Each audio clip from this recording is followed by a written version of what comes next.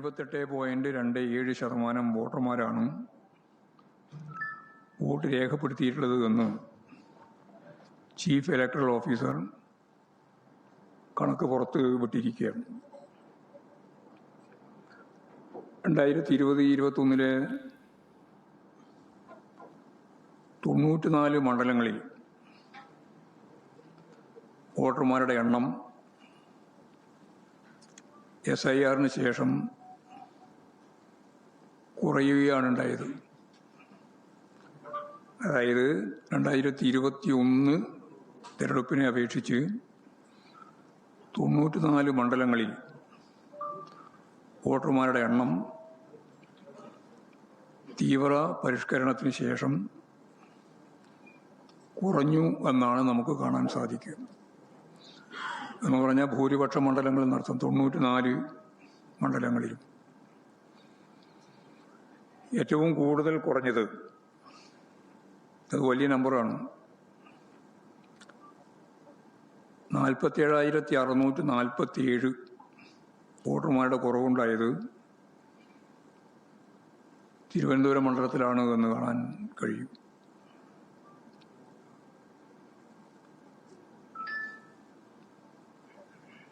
എന്ന് പറഞ്ഞാൽ വന്ന് വോട്ട് ചെയ്യാൻ പറ്റുന്ന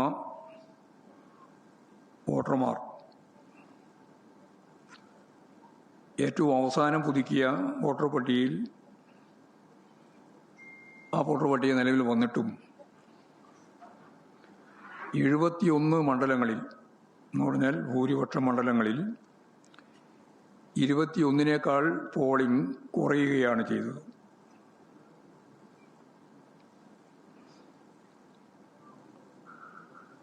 രണ്ടായിരത്തി 2021 നടന്ന തെരഞ്ഞെടുപ്പിൽ സംസ്ഥാനത്താകെ 2.09 കോടി വോട്ടർമാരാണ് വോട്ട് ചെയ്തതെങ്കിൽ ഇപ്പോഴത് 2.08% കുറഞ്ഞു. അതായത് കഴിഞ്ഞ നിയമസഭാ തെരഞ്ഞെടുപ്പുമായി താരതമ്യപ്പെടുത്തി നോക്കിയാൽ വോട്ടിൻ്റെ എണ്ണം കുറയുകയാണ് ഉണ്ടായത്. അസാധാരണമായ വോട്ട് വർധനവുണ്ടായി എന്ന പ്രചരണം തികച്ചും അടിസ്ഥാനരഹിതമായ ഒന്നാണ് എന്ന് പറയാനാണ് ഞാൻ ഇത്രയും കാര്യങ്ങൾ പറഞ്ഞത്. തെരഞ്ഞെടുപ്പ് വിശകലനത്തിലേക്ക് പോകുമ്പോൾ ഈ തെരഞ്ഞെടുപ്പ് UDFകാരും BJPക്കാരും അവരുടെ രണ്ട് മുന്നണിയും വലിയ രീതിയിലുള്ള പണക്കൊഴുപ്പ്, പണത്തിൻ്റെ സ്വാധീനം ഉപയോഗിച്ച് നടത്തിയിട്ടുള്ള ഒരു തെരഞ്ഞെടുപ്പ് ആണ് എന്ന് കാണാൻ കഴിയും. അതിൽ പണമുണ്ട്, കിറ്റുണ്ട്, സാരിയുണ്ട്, മറ്റു പല സാധനങ്ങളുമായി ഈ രണ്ട് വിഭാഗവും ശക്തിയായിട്ട് വോട്ടർമാർക്കിടയിൽ ഉണ്ടായിരുന്നു. ഉത്തരേന്ത്യയിൽ കാണുന്നത് പോലെയുള്ള ചില വൈകൃതങ്ങൾ എന്ന് പറഞ്ഞാൽ ശരിയായ രീതിയിലുള്ള വോട്ട് പണം കൊടുത്ത് പിടിക്കുന്നത് നേരിട്ട് കാണുന്നൊരവസ്ഥ അതുവരെ കേരളത്തിൽ കാണുകയുണ്ടായി. ഈ രാഷ്ട്രീയ പോരാട്ടത്തിൽ വളരെയേറെ ശ്രദ്ധേയമായ രീതിയിലുള്ള പ്രവർത്തനമാണ് LDFന് വേണ്ടി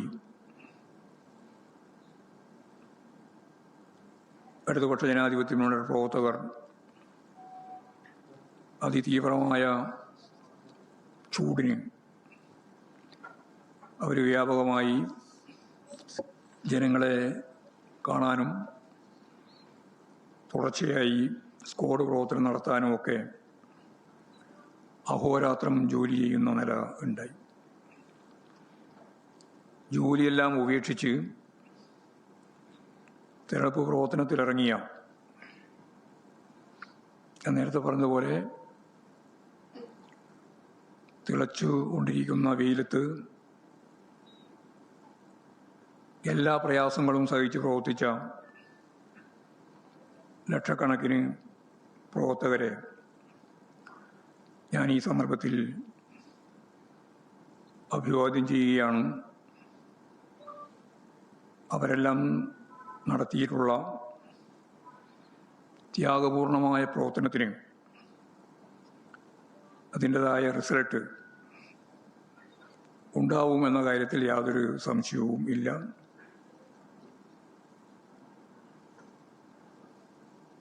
അതേപോലെ കഴിഞ്ഞ നിയമസഭാ തെരഞ്ഞെടുപ്പിൽ ഞങ്ങൾ ചൂണ്ടിക്കാണിച്ച കാര്യങ്ങൾ ഉൾപ്പെടെ ചേർത്ത് നടപ്പിലാക്കിയ നേട്ടങ്ങളും